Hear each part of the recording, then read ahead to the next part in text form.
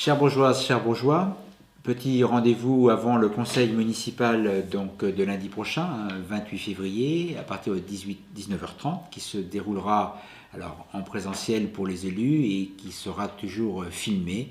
Vous pourrez donc le suivre sur nos réseaux sociaux et sur la chaîne de la ville, comme d'habitude.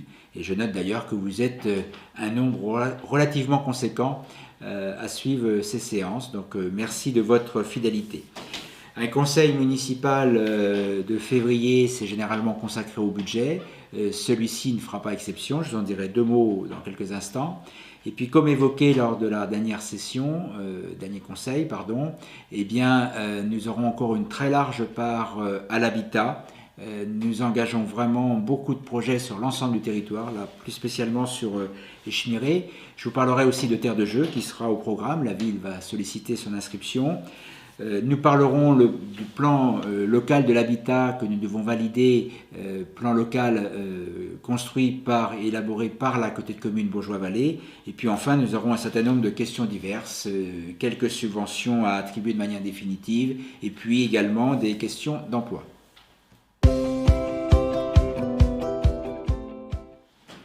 On parlera budget, je l'ai indiqué à l'instant, budget important puisque nous sommes sur plus de 30 millions d'euros de budget. Alors donc la séance va être divisée en deux parties. Une partie qui va consister à examiner les comptes de l'année 2021, c'est ce que nous appelons le compte administratif. Et puis nous nous projetterons sur l'année 2022 avec le budget prévisionnel en langage d'élus, c'est ce que nous appelons le BP.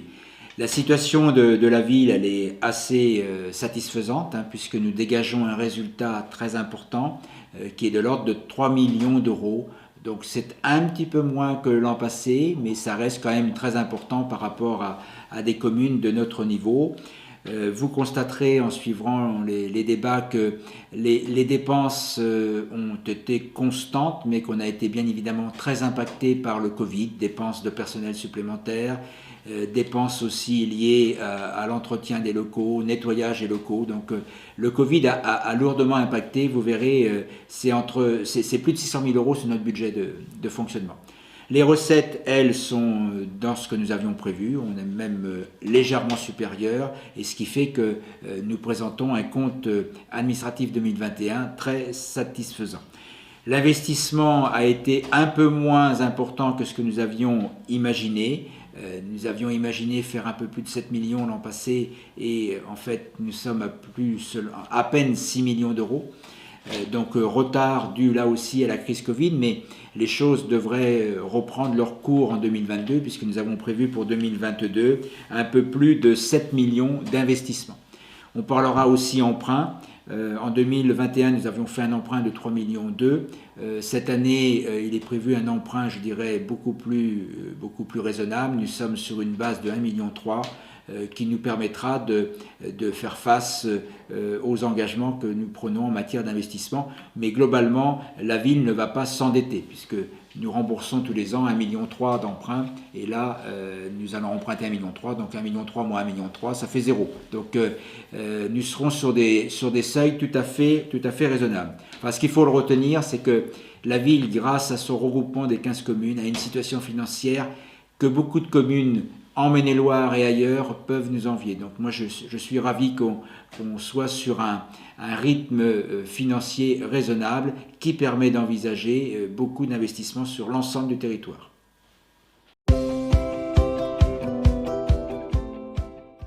Deuxième sujet très important, c'est l'habitat. Alors, on examinera le plan local de l'habitat de la Communauté de communes, mais ça ne se limitera pas à ça, puisque nous allons, comme lors du dernier conseil, décider de lancer des opérations d'aménagement, de création d'habitat sur le territoire. Alors lors de cette séance, c'est la commune d'Échmiré qui fera l'objet de toutes nos attentions puisque nous allons créer un budget supplémentaire, enfin annexe, qui concerne le lotissement de la Gagnerie. Donc pour ceux qui ne connaissent pas, c'était le terrain où a eu lieu le comice agricole cette année, où là on va avoir donc 12 lots qui vont être réalisés, donc mis en vente assez rapidement. Donc on doit créer un document budgétaire pour la Gagnerie. La dépense, c'est quand même environ 400 000 euros pour viabiliser et rendre, je dirais, commercialisables les terrains. Et puis nous avons une opération avec Maine-et-Loire Habitat, toujours sur Échemiré, avec la création de 4 logements. Donc la ville va devoir se décider pour céder le terrain à Maine-et-Loire Habitat et accorder une subvention, puisque l'opération financièrement n'est pas totalement équilibrée. Donc là, un focus particulier sur Échemiré et puis sur Baugé, où nous allons étendre le périmètre du portage foncier. Vous savez que nous avons passé un contrat avec une société du département, une société publique gérée par le département, qui accompagne la ville pour porter des projets d'investissement. La société, en l'occurrence Alter, achète le terrain, la maison ou les maisons et les réhabilite et les remet sur le marché. Et donc nous aurons à nous prononcer sur l'extension du périmètre permettant à Alter d'intervenir, et nous aurons également à nous prononcer sur une préemption sur un immeuble qui fait partie du périmètre. Donc un sujet là aussi important sur Baugé, la commune déléguée de Baugé, et ça sera aussi l'occasion sans doute d'évoquer l'avenir du site Gamme Vert. Voilà au niveau de l'habitat.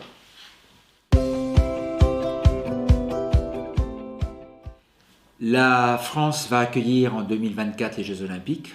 Et le département de Maine-et-Loire s'engage, alors vous avez peut-être vu la presse, pour accueillir la Flamme. Donc j'en profite d'ailleurs pour rappeler que le coût de l'accueil de la Flamme, c'est 20 centimes d'euros par habitant et sur une année. Donc c'est un investissement modeste avec des retombées en termes, je dirais, de participation citoyenne, de communication, de valorisation du territoire qui sont importantes.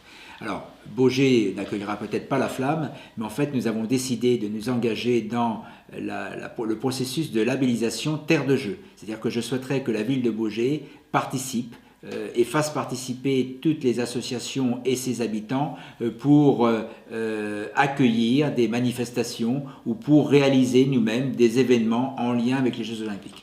Donc on va s'inscrire, et le sujet sera présenté par Patrick Marie, dans le label Terre de Jeux 2024 pour que la ville de Baugé en Anjou participe à cette grande animation, à cette grande festivité. L'olympisme, c'est quand même quelque chose, c'est un événement extrêmement fort, et il aurait été dommage que la ville de Baugé en Anjou ne soit pas dans la partie.